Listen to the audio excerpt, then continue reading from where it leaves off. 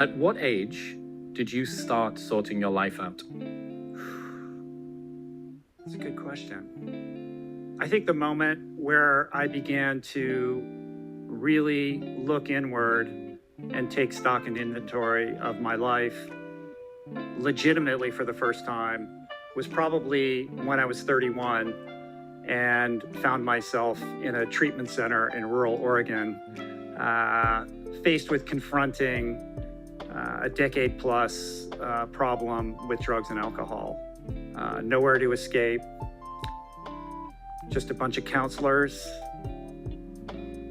and a bucolic countryside and 100 days to really start to understand why I had ended up in this place, which certainly was not the plan for my life, I can tell you, and what I was going to do about it in order to create a new life for myself that would be more in alignment with a truer version of who I was. I didn't know the answer to that question, but that's where that very long journey probably began consciously. It seems to me that a good chunk of your story is a series of reinventions. Yes. I think that we are all reinventing ourselves all the time.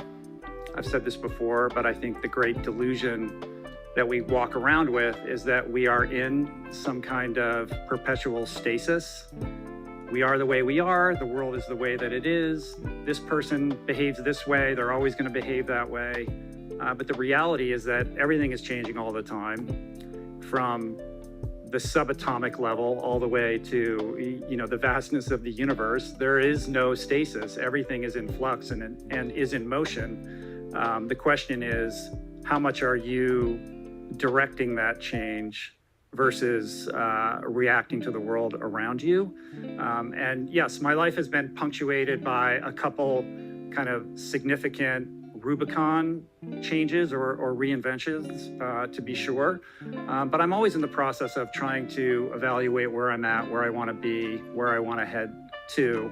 But yeah, I've had a couple sort of moments in my life that were sort of line in the sand moments, for sure. Yeah.